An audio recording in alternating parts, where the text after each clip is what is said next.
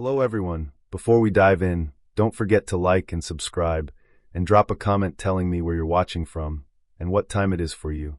It really helps YouTube show you more stories like this one. Now let's get started.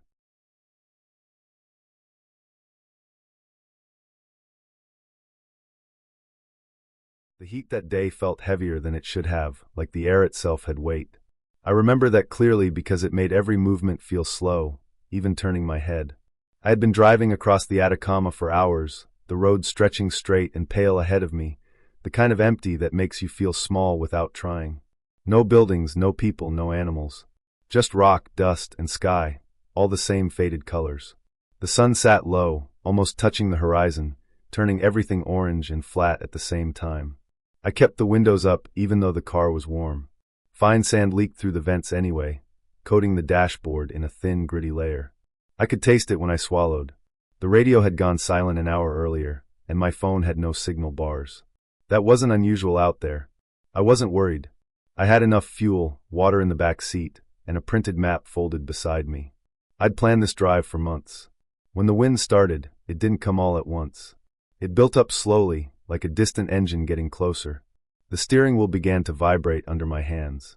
Dust rolled across the road in low waves, not blocking the view yet, just enough to make the world look blurred around the edges. I eased off the gas and told myself to stay calm. Sandstorms out there could get bad fast. That was when my phone buzzed. The sound was sharp and loud in the quiet car. I remember flinching so hard my foot hit the brake. The car skidded slightly before stopping on the shoulder. The wind was louder now, hitting the sides of the car in uneven bursts. I picked up my phone without thinking. The screen lit up, bright against the darkening sky. There was a message on it. No signal. No data. Still, a message had come through. It said not to move. It said motion would be noticed. My heart started pounding immediately, not in a slow build but all at once, like it had been waiting for an excuse. I checked the corners of the screen, expecting to see some explanation. Nothing. No sender name. No number. Just the words, sitting there like they had always been. Outside, the sandstorm finally hit full force. The sky went from orange to brown in seconds. Visibility dropped to almost nothing. The car rocked as gusts slammed into it. Sand rattled against the windows like thrown gravel. I turned off the engine to save fuel, and because something about the noise felt wrong, like it would draw attention, I stayed still. I didn't know what else to do. My hands rested on my thighs, fingers stiff. I could hear my breathing, fast and shallow, and I hated how loud it sounded in my own ears. I tried to slow it down, worried even that might count as movement somehow. My eyes kept flicking to the mirrors, but there was nothing to see. Just swirling brown and darkness pressing in from all sides. The phone buzzed again. Another message. This one told me I was doing well, and to keep breathing. The words made my stomach twist. They were too specific, too aware. I felt watched in a way I couldn't explain. Not from the desert outside, but from somewhere closer. Inside the car. The thought came uninvited and wouldn't leave. I typed a response with shaking thumbs, asking who was sending this. The act of moving felt dangerous, but the need to understand was stronger. The message sent instantly, even though there was still no signal. The reply came back right away. It said it was me 10 minutes ahead. I stared at the screen until my eyes burned. The logic part of my brain tried to take control, listing possibilities, dismissing each one as it came up. Bad reception glitch. Prank software. Delayed message from earlier somehow. None of it fit. The timestamp was current. The wording matched how I thought, how I talked to myself in my head when I was stressed. The wind screamed around the car, steady now like it had settled in. The world outside had disappeared completely. I couldn't tell which direction the road was anymore. I focused on staying still, on breathing like the message said. In through my nose, out through my mouth. Slow. Counted. Minutes passed. Maybe more. Time felt thick, stretched. My phone screen went dark, but I didn't move to wake it. I just watched the dust slide down the windshield in thin lines, piling up at the base of the glass. The air inside the car felt stale. My head started to ache, a dull pressure behind my eyes. I don't know when the storm started to fade. There was no clear moment. The sound softened first, the constant roar breaking into uneven gusts. Light began to leak back into the car, turning the brown haze lighter, almost yellow. Eventually, shapes came back. The outline of the road. The horizon. When I finally moved, it was slow and careful, like I was afraid the air itself might react. I reached for the door handle and paused, listening. Nothing happened. I opened the door. Sand had piled up against the side of the car, almost to the bottom of the door. It spilled in when I stepped out, filling the footwell. The ground around the car was uneven, sculpted by the wind. I walked a few steps away and turned in a slow circle. There was no one. No tracks leading toward or away from the car. Just endless desert again, quiet and open. Back inside, I checked my phone. The screen showed no new notifications. No missed calls. No message history at all. The thread was gone like it had never existed. I searched every app, every folder. Nothing. That's when I noticed the passenger seat. It was covered in sand, thicker than anywhere else inside the car. Not a random scatter, but a clear depression, like someone had been sitting there for a while.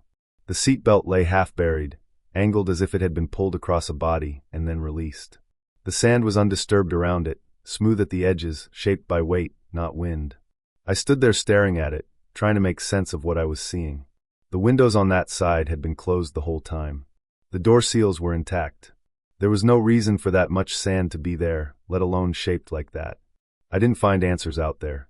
I drove until I reached a small service station hours later, my head still pounding, my mouth dry no matter how much water I drank. The attendant asked if I was okay. I said yes because I didn't know what else to say. Later, when I checked my phone records and the car's system logs, there was nothing to support what I remembered. No incoming messages. No outgoing ones. No signal activity at all during that time. The storm had been real. The weather reports confirmed it. Everything else existed only in my memory, and the sand I vacuumed from the passenger seat that night. What I know now is simple. The altitude, the heat, the storm, and the lack of oxygen can mess with your head more than you think. People out there get disoriented, lose time, imagine things that feel completely real. The brain fills in gaps to keep you alive. It warns you. It guides you. But knowing that doesn't erase the details. The timing. The accuracy. The way the messages knew exactly when to arrive and what I needed to do. The shape in the seat that matched a human body too well to be random. I made it out of the desert alive because I stayed still when every instinct told me to move. Whether that warning came from a damaged mind trying to survive or from something I still don't understand, the result was the same. I listened, and 10 minutes later, I was still breathing.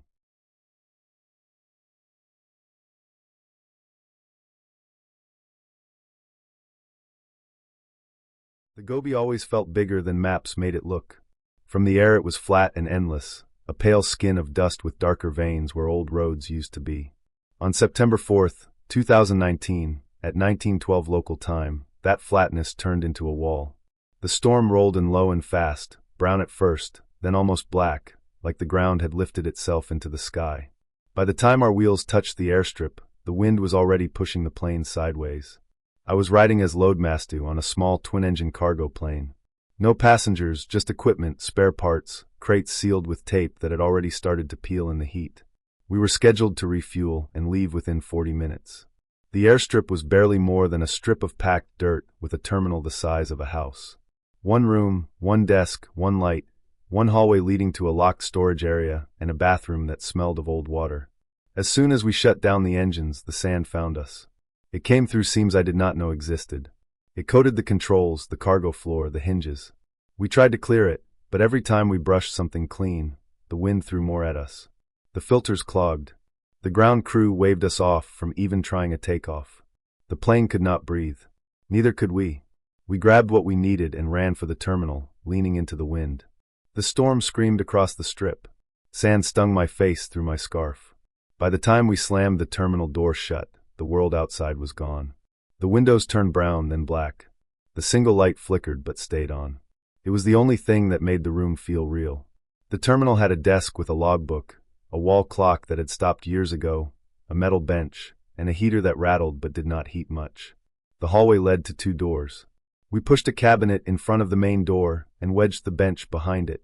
Not because we expected anyone, but because the wind sounded strong enough to tear the door off its hinges.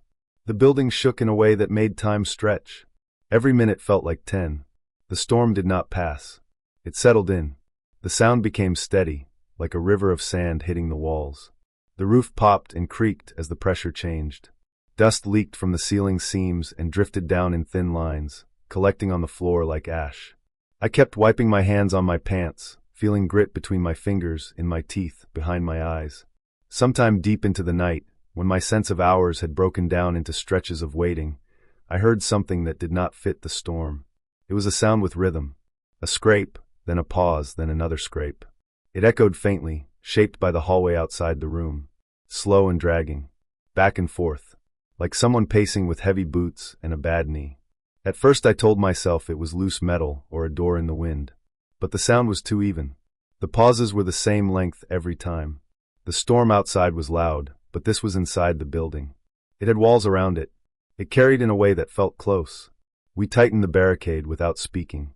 I remember the weight of the cabinet as we pushed it harder against the door, the way the bench legs squealed on the floor. The footsteps continued. They did not come closer. They did not move away. They stayed in the hallway, pacing from one end to the other, stopping, turning, starting again. No cough. No voice. Just movement. My thoughts went through practical options. A late worker caught in the storm. A traveler sheltering in the hallway. An animal blown in somehow. But the hallway doors were closed, and the main door was barricaded. The building was simple. There was nowhere else to enter. The light buzzed overhead. Dust settled into my hair and collar. My mouth was dry. Every time the footsteps stopped, I held my breath without meaning to. Every time they started again, my shoulders tensed. Hours passed that way, the storm and the pacing locked together, one outside, one inside. When the sound finally stopped, it did not fade. It ended like a switch being turned off. The hallway went silent except for the storm. That silence felt heavier than the noise. We waited for it to start again. It did not. Morning came as a thinning of darkness behind the windows. The storm moved on the way it had arrived, without ceremony. The wind dropped. The sound softened. The building settled. We waited longer than we needed to, then moved the barricade. The door opened with effort. Sand had piled against it. When it finally gave, a wave slid in and spilled across the floor. The hallway beyond was filled with sand up to my knees. It was smooth and level, like it had been poured. No footprints. No drag marks. No signs of anyone moving through it. The doors at the end were half buried, but still closed. We moved slowly, checking each space. The bathroom was empty. The storage room was locked, its door bowed inward from the weight of sand outside. Nothing had been disturbed. The pacing we had heard could not have happened in that space without leaving some sign. Yet there it was, the sand untouched. Back in the main room, the desk was dusted over except for the logbook, which lay open where it had been before. A fresh line caught my eye. The ink was dark, not faded like the others. The date matched the storm. The time was during the worst of it. The entry was neat and blocky, written with pressure, as if the writer wanted to make sure it showed through the page. It read arrived safe. None of us had written it. I knew the handwriting of everyone there. This was not it. The pen lay in its holder, capped, with a thin line of sand along its side. The page beneath the entry had a faint impression, like the words had been pressed hard. We did not leave right away. The plane needed cleaning. The filters needed replacing. While that work happened, I looked around the terminal with fresh eyes. I noticed details I had missed. A clipboard on the wall with an old inspection sheet. A stamp pad dried out, but still readable. On the desk, beneath the logbook, a carbon copy sheet, yellowed, the kind used to make duplicates. The top page had been torn out recently, leaving a rough edge. Later that day, after the engines were running clean again and the sky was clear, a local maintenance worker arrived from a nearby outpost, riding in on a truck that looked older than the building. He moved slowly, favoring one leg, boots scuffed unevenly. He signed the logbook below the strange entry, using the same blocky letters, pressing hard. His handwriting matched. The story came together without anyone needing to say it out loud. He had arrived before the storm to check the generator, logged his arrival as he always did, then moved into the hallway to secure the storage doors. When the storm hit, the sand filled the hallway fast, rising while he worked, the sound of his boots scraping and turning echoing through the narrow space. When it reached too high to move, he sheltered in the storage room, which was sealed and reinforced. The storm packed the sand smooth around the door. By morning, he waited until the wind eased, then dug his way out the other side, toward the service exit, leaving no trace in the hallway we saw. The entry was real. The footsteps were real. The danger was real. The part that scared me was how close we were to assuming something else, something unreal, when the truth was just as hard. In that place, in that storm, you could be alive, moving, doing your job, and still be erased from sight and sound by a few hours of wind. When we took off, the airstrip disappeared behind us, smooth and empty again, like nothing had ever been there at all.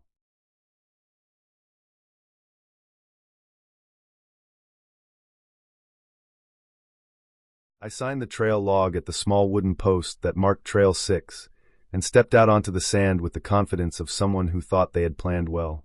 It was March 22nd, 2013, early afternoon, and the sun sat high and steady above white sands. The gypsum dunes looked smooth and clean, like frozen waves. The sky was flat blue from edge to edge. No clouds, no wind that I could feel. The forecast I had checked that morning said the same thing. Clear and calm all day. I wore light hiking boots, a small pack with water, a snack, sunscreen, and my phone. I had a paper map folded in my pocket, but the trail was marked with tall, orange poles spaced across the dunes. I remember thinking how easy it looked. The park felt quiet in a good way. No birds, no bugs, just the soft sound of my boots pressing into sand that squeaked faintly under my weight. The dunes shifted gently underfoot, but that was normal. I had read that they were always moving slowly, carried grain by wind. I followed the poles, walking from one to the next, letting the sun warm my shoulders. Time felt loose out there. The sand reflected light so strongly that distance was hard to judge. Everything looked closer than it was. About half an hour in, I noticed the wind first as a sound, a low hiss that came and went. Then it brushed my face. It was light at first, nothing worth worrying about. I took another drink of water and kept going. The poles ahead still stood straight, bright against the white ground. Then the dunes started moving in a way that did not feel slow anymore. The wind picked up fast, like someone had opened a door. It pushed against my chest and filled my ears. Sand began to slide down the sides of the dunes in thin sheets, making soft rushing sounds. I stopped walking and turned in a slow circle, trying to get my bearings. The pole behind me looked farther away than it should have been. The one ahead seemed faded, like it was already being swallowed. The sky stayed blue, which made it worse. There was no dark cloud, no warning wall of dust on the horizon. Just wind, stronger by the second, and sand lifting into the air. It stung my cheeks and got into my mouth. I pulled my shirt up over my nose and squinted. I tried to move toward the next marker, but the ground shifted under me. Each step sank deeper than before. The trail markers began to disappear, not all at once, but one by one, as if someone was lowering them into the sand. I watched one vanish up to its base, then tilt and fall, buried in seconds. I took out my phone, hands shaking now, and opened the compass app. The arrow spun wildly, never settling. I tried again. Same thing. The wind howled loud enough that I could not hear my own breathing. Sand scraped across my skin and filled the air so thickly that the world shrank to a few feet around me. I knew walking blindly was how people got lost out here. I dropped to my knees behind a small rise in the dune, turning my back to the wind. I wrapped my arms around my pack and waited. That felt like the smartest thing to do. Let it pass. It had to pass. Time stretched in strange ways. My legs went numb from kneeling. Sand piled against my shins and thighs, heavy and cold despite the sun. My mouth was dry. Every breath tasted like chalk. I tried to stay calm, counting breaths, telling myself that rangers patrolled these trails, that someone would see me when the wind died down. That was when someone grabbed my ankle. It was sudden and hard, fingers locking around the bone above my boot. The pressure was real, painful, not a brush or a shift of sand. I screamed, but the sound vanished into the wind as if it had never left my throat. I kicked with my other leg, wild and blind, my heel striking something solid. I felt the grip tighten, then slide lower as sand poured over it. Panic took over. I twisted and kicked again and again, my knee wrenching, my boot scraping against something buried. My lungs burned. I could not hear anything except the wind and my own ragged breath. The fingers loosened, one by one, slipping away as more sand collapsed into the space between us. Then there was nothing. Just my leg, half buried, shaking uncontrollably. I crawled uphill on my elbows, dragging myself out of the drift that had formed around me. I did not look back. I did not want to see anything. I focused on staying above the sand, on breathing, on keeping my eyes open. The storm raged for what felt like hours, but was probably minutes. Eventually, the wind eased. The sand settled. The world grew quiet again, too quiet. When I stood, the dunes looked smooth once more, like nothing had happened. No markers. No footprints. No sign of where I had been or what had grabbed me. My ankle throbbed, and when I pulled up my pant leg, I saw dark bruises already forming in the shape of fingers. I walked until my legs trembled and my head felt light. I waved my arms when I saw movement in the distance. Rangers reached me and led me back, their shapes solid and real against the white ground. They checked me over, wrapped my ankle, gave me water. Their faces were serious as they scanned the dunes around us. They wanted to know who I had been hiking with. They had found 2 sets of boot prints leading out onto Trail 6 before the storm hit.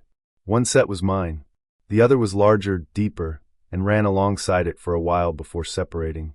Those prints ended at a shallow depression in the sand, exactly where I had fallen to my knees. They searched the area for the rest of the day. They found a pack buried a few yards away, the fabric torn and filled with sand. They found a single boot, empty, its laces still tied. They never found the person. The report said the storm likely caused a dune collapse, that someone may have fallen and been buried alive in seconds. The shifting sand would have erased everything else. I know what grabbed me was human. I know it was someone just as lost and scared as I was, reaching for anything solid as the sand closed in. That makes it worse than any story I could have imagined. The dunes did not care who we were or how prepared we thought we were. They moved when the wind told them to move, and they took what they could. I do not hike there anymore. Sometimes, when I walk on a beach or step onto loose dirt, I feel my ankle ache and remember the weight of those fingers and how quickly the sand swallowed them. I was found because I stayed above the surface. Someone else did not. That is the ending, clear and simple. I walked out. Someone else disappeared under the dunes, and the park kept their name as just another line in a report, the sand already smoothing itself flat again.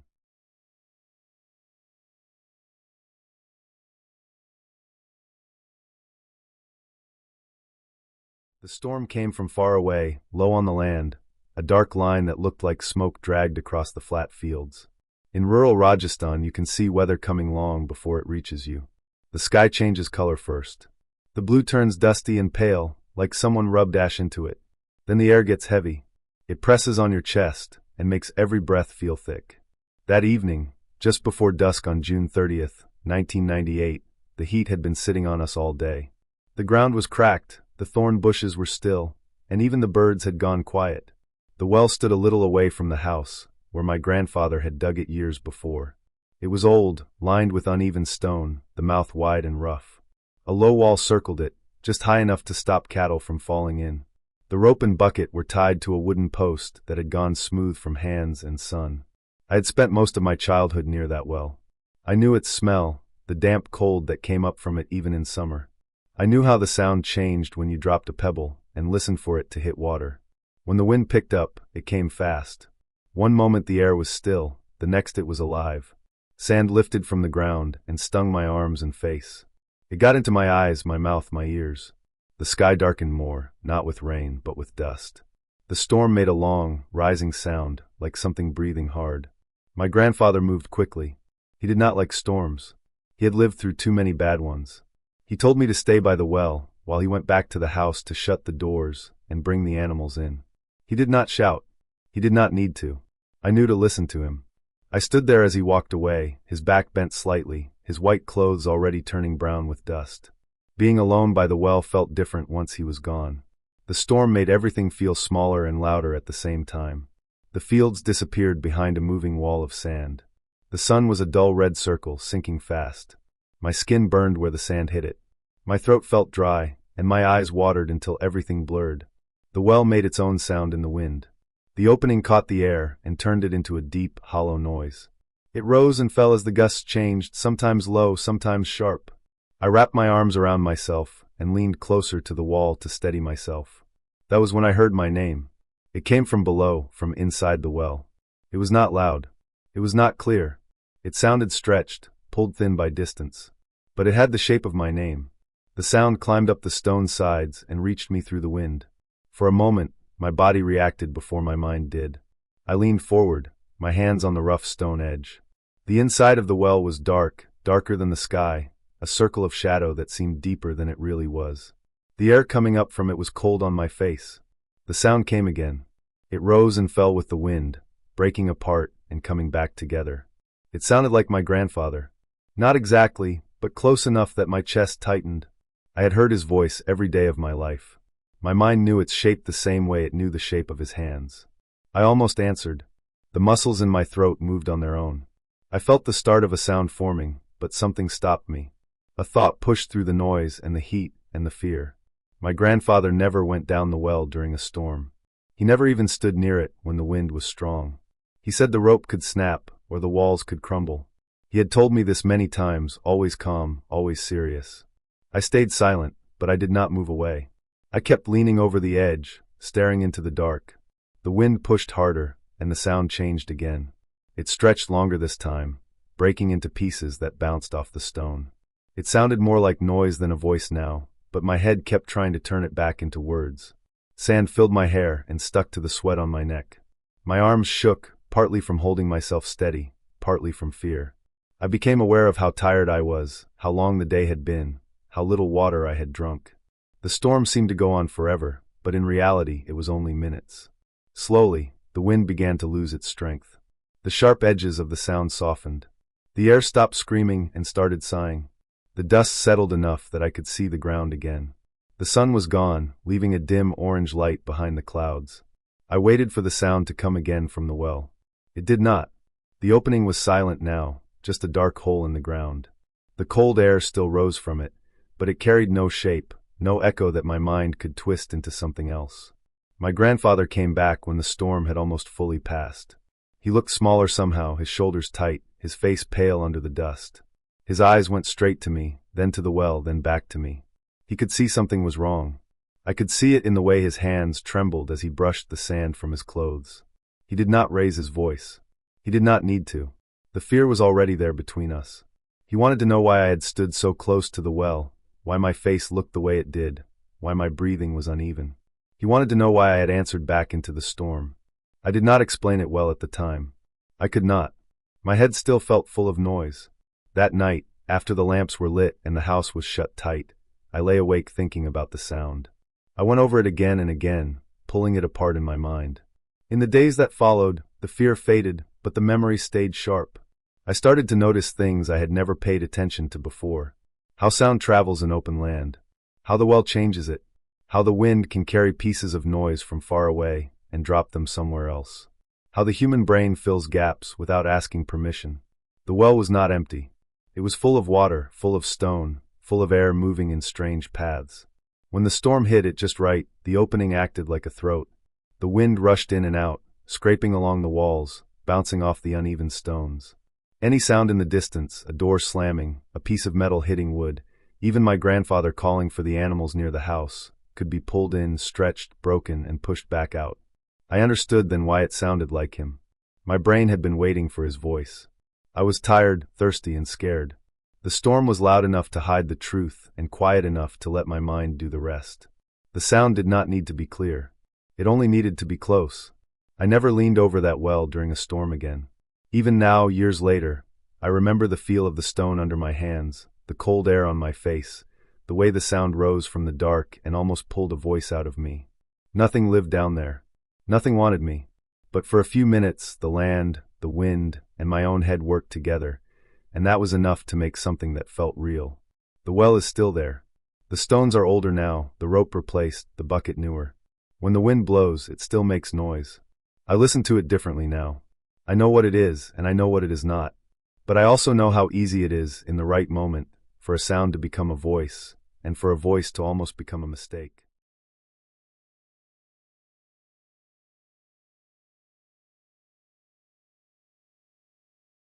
The day had been ordinary in the way bad days start out ordinary.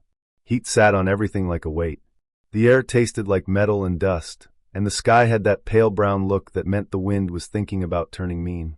We had been on Checkpoint Echo since early morning, rotating watches, checking vehicles, watching the empty road stretch out in both directions like it never planned to bring anything good. Time moved slow. Sweat soaked into my vest and dried there, leaving salt lines that rubbed my skin raw. The smell around us was burned trash, diesel, and old sand. Checkpoint Echo was nothing special. Concrete barriers in a loose zigzag, some rusted wire, a few signs nobody read. We had parked our vehicles to block the road and give ourselves cover. Radios crackled now, and then with traffic from other units, mostly routine. I remember looking at my watch a few minutes before it happened. 14:09. I remember because I had been counting the hours until shift change. The storm hit without warning. 1 second the road was there, and the next it was gone. Wind slammed into us hard enough to push against our bodies. Sand filled the air so thick it felt like fog you could choke on. It got inside everything. Eyes, mouth, ears, weapons. The sound changed too. The wind howled and swallowed every other noise. Engines, radios, even your own breathing sounded far away. Training kicked in. We moved to the barriers, keeping low, pulling goggles down, turning our backs to the worst of it. Visibility dropped to nothing. I could not see my own hands unless they were right in front of my face. We stayed close enough to touch boots or shoulders if we reached out.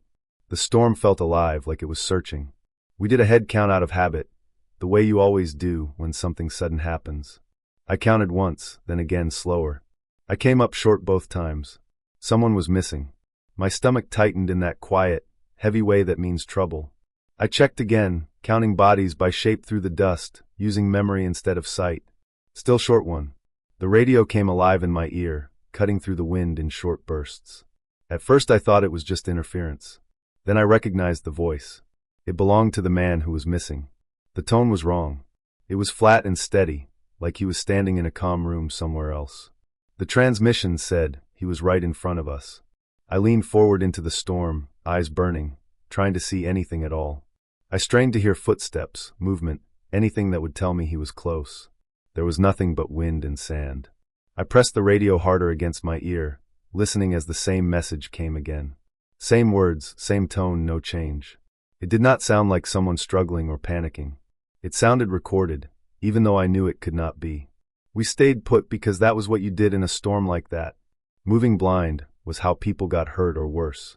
Still, every part of me wanted to step out and search. I shouted his name into the wind until my throat felt raw and useless, until I tasted blood. The wind took every sound and threw it away. Minutes stretched. The storm did not let up. The radio kept repeating the same message. No extra noise, no breath sounds, no background. Just the same calm statement, looping like a broken machine. I tried to picture where he could be. He had been on the outer side of the checkpoint before the storm hit. Maybe he took a step too far. Maybe he turned around and lost his sense of direction. In that kind of dust, up and down stopped meaning anything. I thought about the ground around us. Soft sand piled over hard-packed dirt. Old tire ruts. Scraps of trash half buried. It would not take much to lose your footing. It would not take much to disappear for a moment. But this was not a moment anymore. After what felt like forever, the wind started to ease. The sound dropped from a roar to a hard rush, then to a steady push. Shapes slowly came back into view. The road reappeared in pieces, then whole. The barriers stood where they always had. Our vehicles were coated in a thick layer of sand, paint dulled, windows filmed over. We moved carefully, scanning the area in widening circles. My eyes stung and watered. Sand crunched under my boots. We found his rifle first.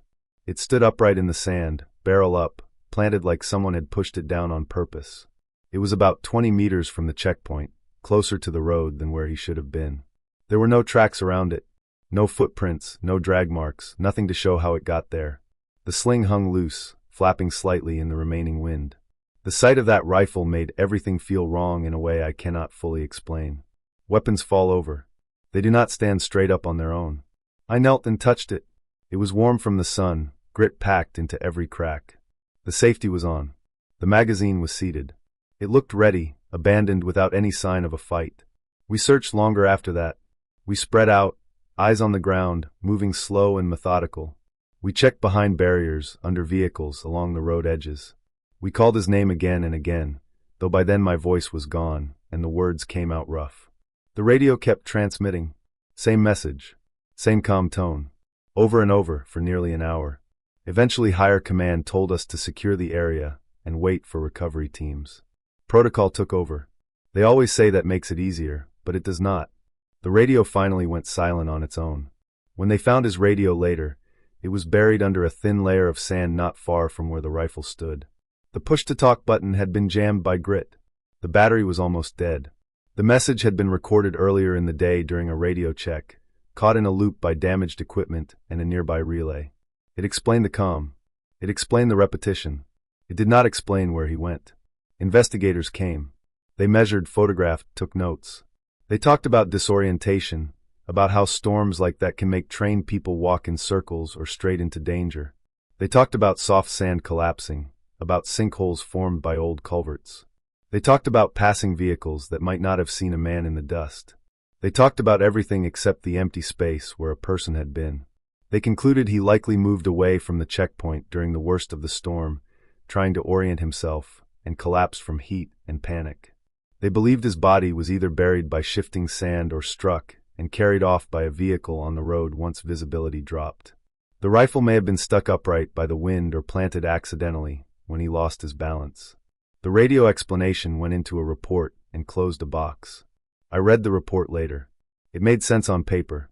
It used clean words and neat lines. Out there, it never felt clean.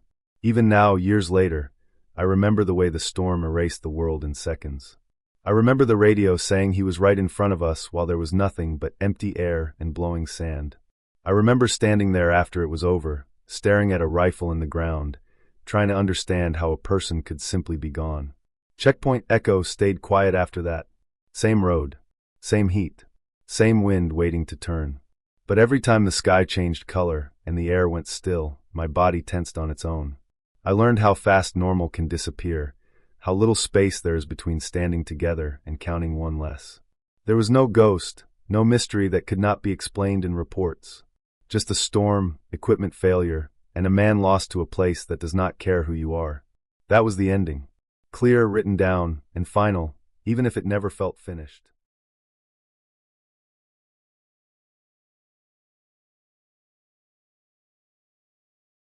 The dust storm warning came too late. By the time my phone buzzed in my pocket, the air had already turned thick and heavy, like the sky was being dragged down over the city. I was stuck at the bus stop on the far edge of Phoenix, where the pavement cracked and the buildings thinned out into long stretches of dirt and scrub. It was July 9th, 2015, and the heat had been brutal all day, the kind that makes your thoughts slow and sticky. The time on my phone read 3:37 p.m., but the light already looked wrong, dim and orange, like late evening even though the sun was still high. The bus stop was nothing special. A metal bench bolted into concrete, a narrow glass shelter with one panel missing, and a faded sign bent slightly to the right. There was a wide open lot behind it, just dirt and scattered trash, and beyond that a line of low hills barely visible through the haze. The city behind me was fading fast, swallowed by a wall of dust that rolled in without shape or edge. The sound of traffic had dropped off, replaced by a steady wind that hissed and rattled everything loose. I pulled my shirt up over my nose and mouth, but it barely helped. The dust worked its way into my eyes, my ears, my teeth. It coated my skin and stuck to the sweat on my arms. Breathing felt like inhaling sandpaper. Every time I blinked, my eyes burned worse. I sat hunched forward on the bench, elbows on my knees, staring down at the concrete between my shoes. I could feel the grit grinding under my soles every time I shifted. I told myself the bus would come soon. It always ran late out here, but not too late. Still, minutes stretched out. The wind picked up, pushing hard from the west, and the sky darkened another shade. The air pressure changed, popping my ears. I tried to stand once, thinking maybe I should walk, but the thought of moving through that wall of dust stopped me. The road had already disappeared. I sat back down. That was when someone sat next to me. I didn't see them arrive. I just felt the bench shift slightly under the added weight.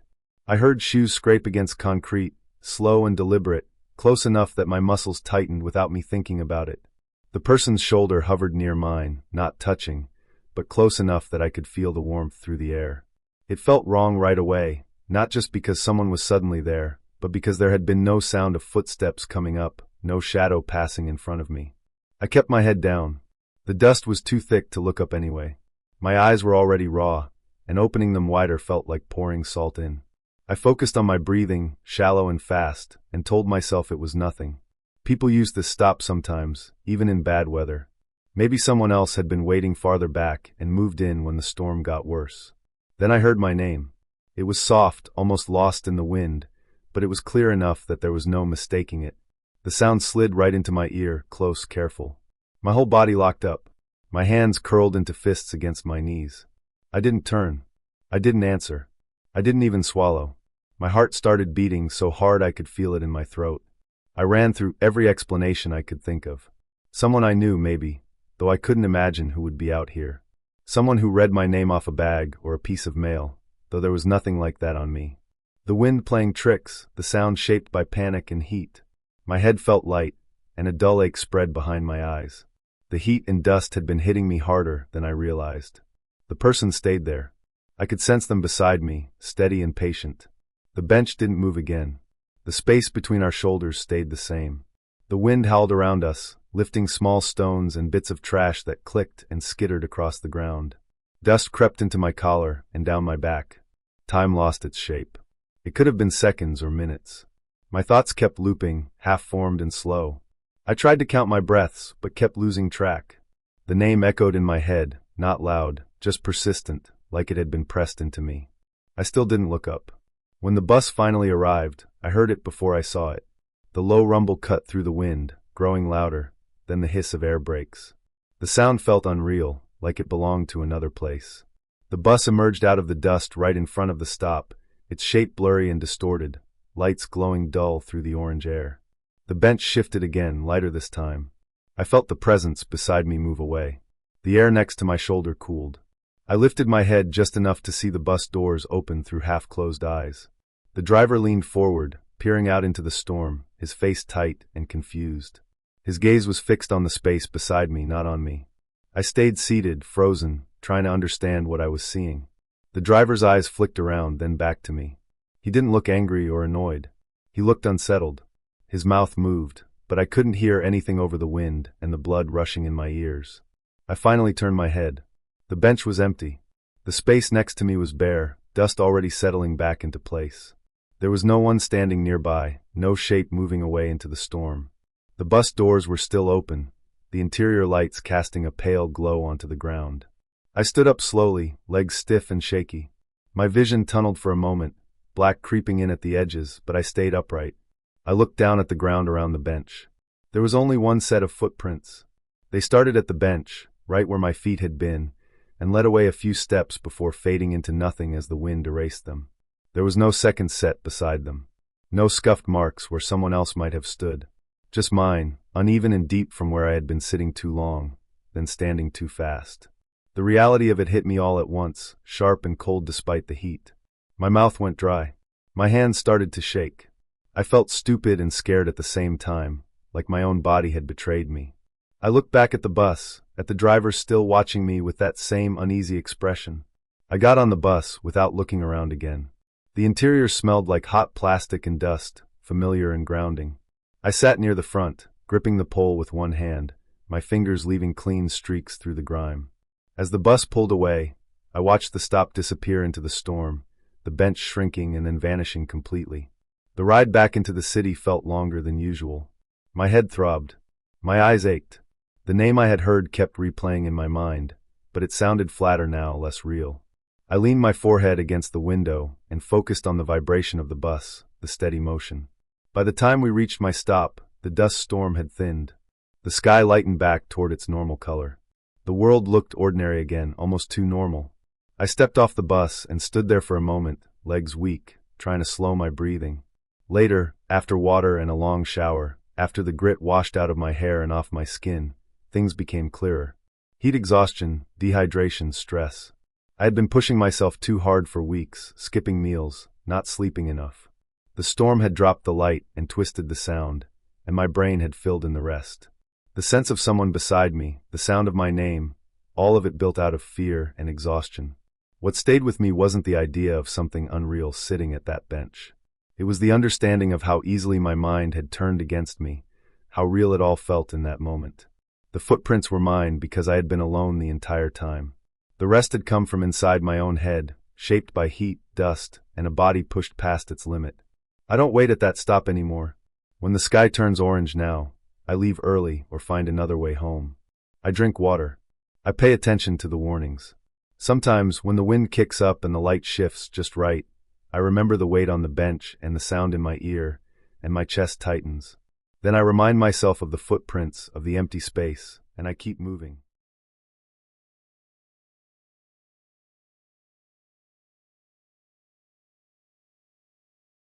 I was on nights because someone always had to be, and I had been on nights for almost 3 weeks straight.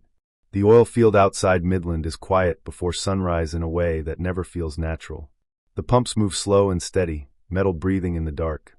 The ground is hard and flat and littered with cables, frozen mud, and old tire tracks that never quite fade. The trailer sat a little off from the main pad, beige walls coated with dust, steps bent from years of boots. Inside it smelled like burned coffee, old insulation, and diesel that never fully leaves your clothes. January 27th, 2021 started like every other shift. Cold enough that my breath fogged the glass when I leaned close.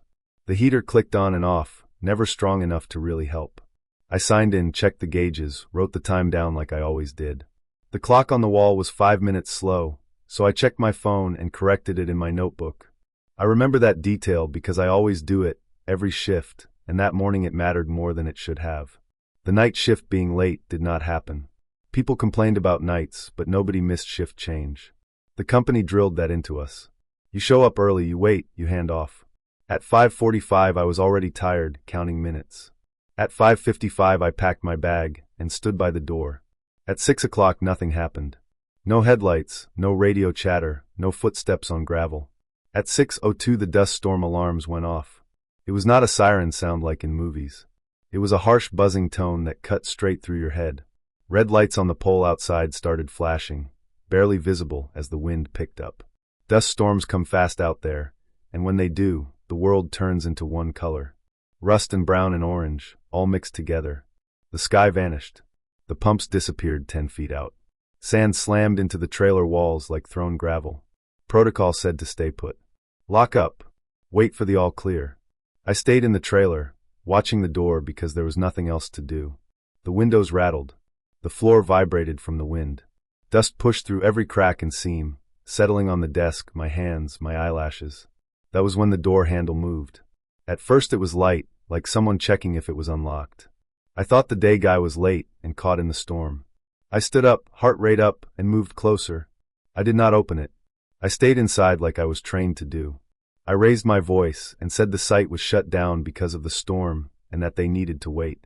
The wind swallowed the sound the moment it left my mouth. The handle twisted again, harder. Not shaking, not panicking, just pressure, steady, like whoever was on the other side expected it to open.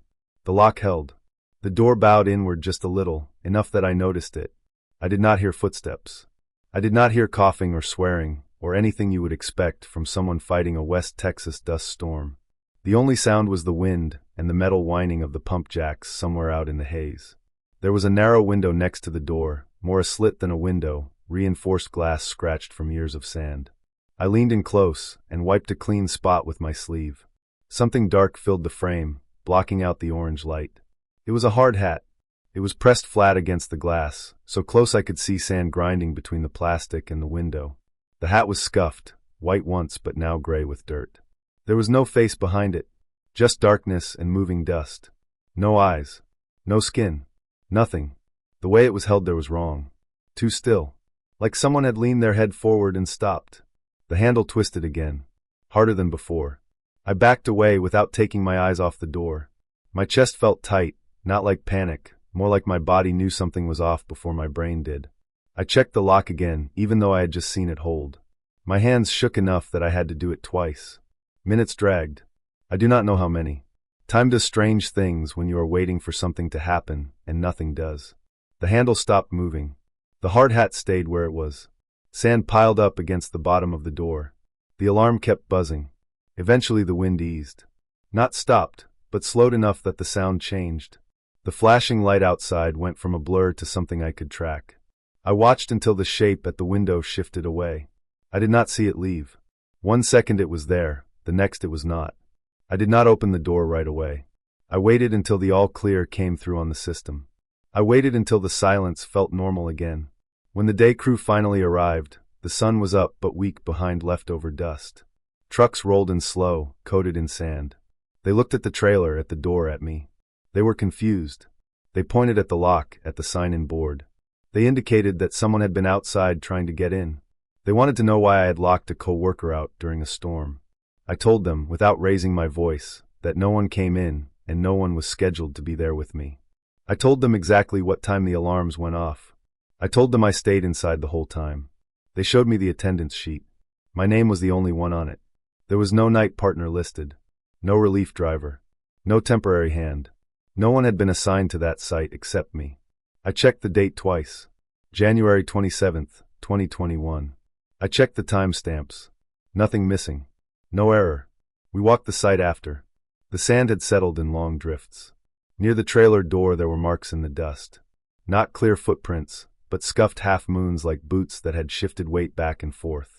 The marks stopped right in front of the door. They did not lead away. Past that point the ground was smooth, windswept clean. A white hard hat was found later that morning about 50 yards out, half buried near a pump base. It was old. The company logo on it was from before I started working there, before several management changes. The inside strap was cracked from age. No name written inside. No fresh damage. Just worn plastic and sand. The safety report chalked it up to debris moved by the storm. Old equipment resurfacing. Stress and fatigue on nights. They suggested I take a few days off. I did not argue. I signed the papers. I went home. Weeks later I learned the site used to be bigger. Before my time, before my supervisor's time, there had been another trailer closer to where the hat was found. There had been an accident years back during a shift change, early morning, dust storm rolling in fast. A worker had been between trailers when the wind hit. He never made it inside. The report said exposure and disorientation. The company settled quietly. The site was downsized. The old trailer was hauled off. Schedules changed. No one talked about it because oil fields do not keep memories. They keep production numbers. What stayed with me was not fear of something unreal.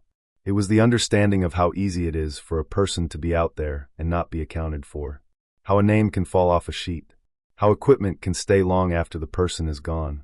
How a locked door can be the difference between surviving a storm and becoming part of the ground. I quit nights after that. I still drive past the field sometimes. The trailer door has been replaced. New lock. New glass. When the wind kicks up and the dust turns the sky the same rust color, I keep my eyes on the road and my hands tight on the wheel. I think about that morning, about the pressure on the handle, about the hard hat with nothing behind it, and I understand exactly what happened. Someone was late once, and the field never let it go.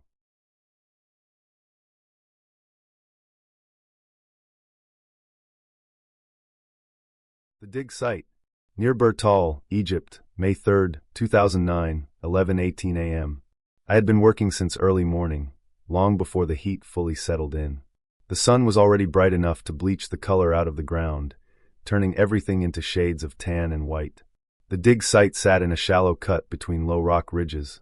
Nothing dramatic, just a place that looked empty until you stared at it long enough. Then you started to notice the lines in the soil, the faint shapes where something had once been built and then forgotten. I was focused on a scatter of pottery fragments, thin pieces with worn edges, likely storage jars. I was crouched low, brush in one hand, notebook balanced on my knee, sweat dripping down my spine and soaking the waistband of my pants. The air had been still all morning, the kind of stillness that presses on your ears. When the wind changed, I felt it before I heard it. It came from behind me, cooler and sharper, carrying a dry smell like crushed stone. The fine hairs on my arms lifted. I remember thinking it felt wrong, too sudden. The guide reacted instantly. One moment he was a few meters away, sorting equipment, and the next he was moving fast, body low, heading for the truck parked near the ridge. I didn't catch his words. The wind tore them apart before they reached me. I tried to stand. The ground shifted under my boots as the first wall of sand hit. It wasn't a gradual build. It was like someone had dropped a curtain over the desert. The sky vanished. Light turned orange and then brown. Sand slammed into me from all sides, sharp and hard enough to sting through my clothes.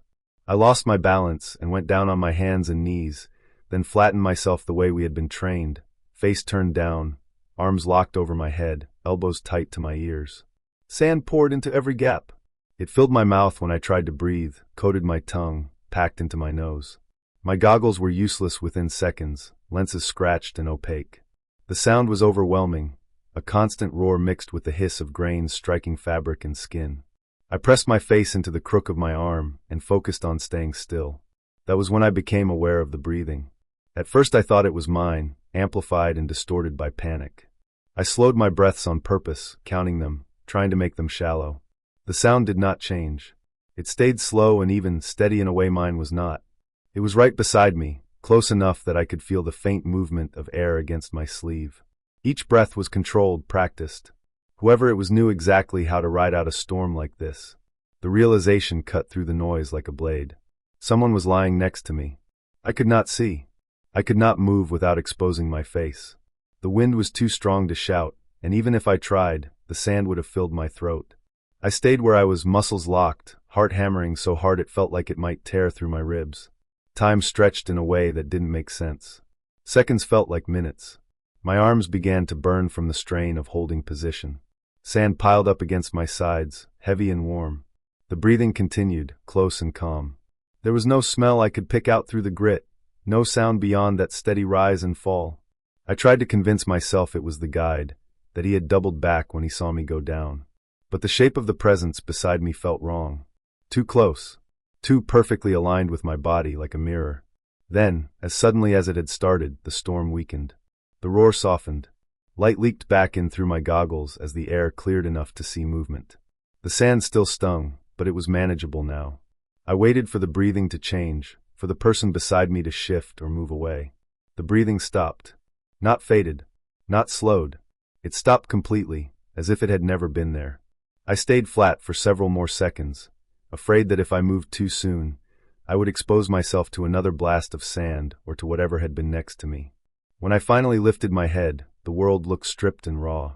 The ground had been reshaped. Small dunes had formed where there had been flat soil. Equipment lay half buried, canvas snapping weakly in the remaining wind. There was no one beside me. I pushed myself up onto my knees, coughing, spitting sand from my mouth. My hands shook as I wiped my goggles clean enough to see. The truck was still there, dusted in sand. No footprints led away from where I had been lying. The surface around me was smooth except for the impression my body had left. And another one. The second outline was pressed into the sand right next to mine, parallel and close. The depth matched mine almost exactly. You could see where arms had been positioned, where a head had rested, turned slightly toward me. The edges were sharp, protected from the wind by my own body. It looked fresh, like it had been made at the same time as mine. I stared at it until my eyes burned. The rest of the day passed in fragments. Medical checks, water forced into my hands, forms filled out with shaking fingers. I was taken back to camp and told to rest. I could not stop replaying the sound of that breathing, the calm of it, the certainty that someone had been there. Every time I closed my eyes, I felt the pressure of sand building against my side again.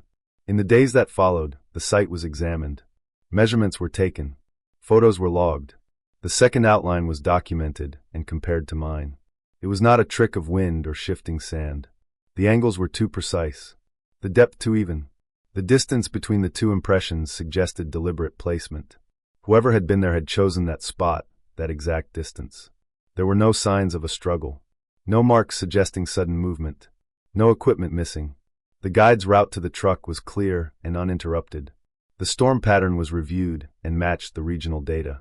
Everything about the event fit within expected parameters, except for the second outline. Weeks later, back home, I was sent copies of additional findings.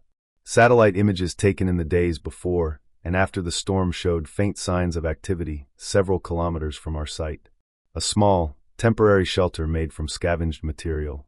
Tracks that appeared and vanished with the wind. It was consistent with illegal prospecting, the kind done by individuals who move fast and leave little behind. People who know the land well enough to survive alone, who know how to disappear. The report concluded that someone had likely been moving through the area when the storm hit. Lying flat was the safest option. Using another person as a windbreak would have been instinctive. Practical. Silent. The breathing made sense then. The calm of it. The certainty. What did not make sense was the closeness. The fact that I never felt a hand brush mine, never felt weight shift, never heard movement when the storm passed. The idea that someone could be that close, share that space, and then leave without a trace still sits wrong in my chest. I no longer work in open desert. I moved to lab work, to rooms with solid walls and controlled air. But sometimes late at night, when everything is quiet and my own breathing is the loudest sound in the room, I remember how steady that other breathing was. How practiced. How unafraid. And I remember that for a few minutes in the middle of nowhere, during a storm that erased the world, I was not alone, even though I thought I was.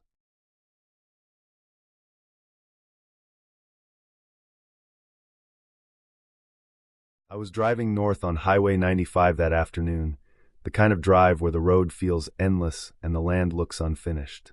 Nevada stretches out in a way that makes you feel small without trying. Flat ground, low scrub, distant brown hills that never seem to get closer. The sky was pale blue, washed out by heat, and the sun sat high enough that everything looked sharp and dry. It was August 12th, 2017, and the dashboard clock read 4:39 p.m.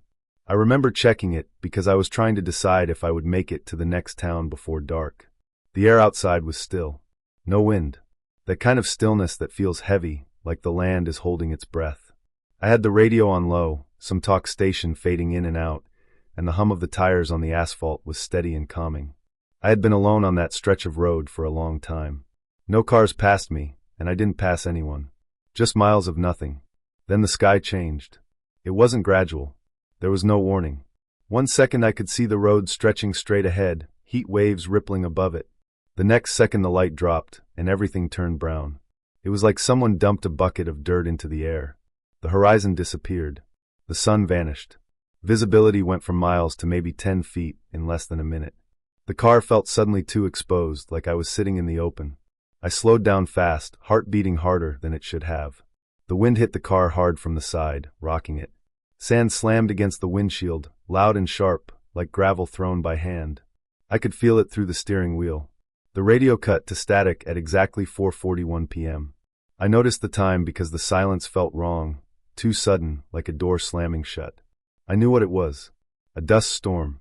People talk about them like they are rare, but out there they just happen. You're supposed to pull over, get off the road, turn off your engine, and stay inside. So I did. I eased the car onto the shoulder near mile marker, 143. I turned off the engine. The sudden quiet made my ears ring. I rolled the windows all the way up even though they already were. I leaned back in the seat and waited. The world outside the car was gone. The windows were a solid wall of moving brown. Sand crawled over the glass in thick sheets, flowing like water. The car shook every time a strong gust hit. I could feel fine grit settling everywhere, sneaking in through the vents no matter how sealed the car felt. The air inside smelled dry and dirty.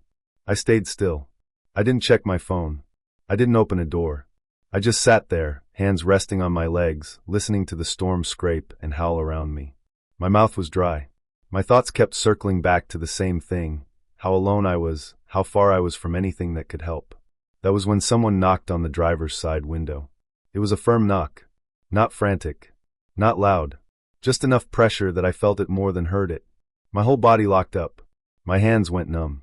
I stared at the spot where the sound came from, but all I could see was swirling sand. No shape. No face. Just motion. I didn't move. I didn't roll the window down. I didn't unlock the door.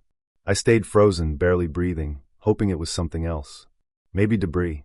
Maybe the wind. But deep down I knew it wasn't. A few seconds passed. Then the knock came again, slower this time. Deliberate. Like whoever was outside knew I was in there and had all the time in the world. I looked in the side mirror, but it was useless. Just brown. I checked the rearview mirror. Nothing. No headlights behind me. No sign of another vehicle. No engine noise. Just the storm and that presence right next to my door. I thought about starting the car and driving away, but I couldn't see the road. I couldn't see anything. Driving blind in that storm would have been worse. I stayed put. The knocking stopped. I waited, muscles tight, expecting it to start again. Seconds stretched out. My heartbeat felt loud in my ears. Then the sound came back, but this time it was at the back seat window on the driver's side. Same pace. Slow. Patient. Like someone walking around the car, testing it. That was worse. It meant whoever it was could see me. They knew I was alone. They knew I wasn't going anywhere. I kept my eyes forward. I didn't want to look toward the back window. I didn't want to give any sign that I was aware of them. Sand continued to hit the car in waves, sometimes so hard the whole vehicle shuddered. The knocks blended into the noise, but I could still tell the difference. My mouth tasted like metal. My throat felt tight. I tried to stay calm, telling myself it could be another driver who pulled over, someone confused, someone needing help. But there were no cars. No engines. No doors opening or closing. Just footsteps close enough that the sand couldn't erase the shape pressed near the glass. The knocking moved again, this time to the passenger side. Same rhythm. No rush. Whoever it was wasn't afraid of the storm. They weren't panicking. They were waiting. Minutes dragged by. I don't know how many. Time felt thick and stretched. I focused on small details to keep from spiraling. The fine layer of dust on the dashboard. The way the seat fabric stuck slightly to my skin. The faint whistle of wind sneaking through the door seals. Then, as suddenly as it started, the knocking stopped for good. The storm didn't end right away. The wind still roared. Sand still flew. But there were no more sounds close to the car. No movement near the windows. I didn't relax. I stayed exactly where I was, afraid that the moment I shifted, the knocking would start again. Eventually the light changed. The brown outside the windows thinned. Shapes began to form. The wind died down in uneven bursts. After about 20 minutes, I could see the road again. The sky returned to a dull, dusty blue. The sun reappeared, weak and hazy. I waited longer than I needed to. Then I turned the key and started the engine. The sound felt too loud in the quiet after the storm. I stepped out of the car slowly, scanning the road in both directions. There was no one there. No cars. No people. Nothing but open road and desert. That was when I looked down. Footprints covered the ground around my car. Clear impressions in the fine dust, circling the vehicle. Heavy boots by the look of them. They came close to every door, every window. They stopped right at the edges of the car, as if the person had leaned in to look. But there were no footprints leading away. I followed them with my eyes, expecting to see a trail heading back into the storm, back toward the road, anywhere. Instead they just ended. A full circle of prints with no beginning and no exit. As if the person had appeared there and then vanished. I checked under the car. I checked the road shoulder. I walked a short distance in each direction. Nothing. No signs of a vehicle pulled over nearby. No dropped items. No disturbed ground beyond that tight ring around my car. I got back inside and locked the doors, even though the storm was gone. I drove away, checking the mirrors constantly, expecting to see someone standing in the road behind me. Years later, I know what happened. Dust storms on that stretch of highway don't just hit drivers. They hit anyone caught out there. There are people who live off the grid in that desert. Drifters. Illegal miners. People moving on foot between places no one thinks about. The storm likely dropped visibility so fast that someone already near the road got disoriented. They heard my car stop and went toward it because it was the only solid thing around. They knocked because they needed shelter or water or a ride. When the storm lifted, they moved on quickly, knowing being seen could mean trouble. The footprints didn't lead away because the wind erased them. The sand shifts fast out there. What stayed visible was only what was protected by the car's shadow. Everything else was wiped clean. I understand that now. It makes sense. It is realistic. It fits the place and the conditions. But understanding it doesn't change how it felt to sit in that car, unable to see, unable to help, knowing someone was close enough to touch the glass and choosing not to leave. It doesn't change the image of those footprints stopping at my door. It doesn't change how, every time I drive through open desert and the sky darkens too fast, my hands tighten on the wheel and I watch the clock, remembering exactly what 4:41 p.m. felt like.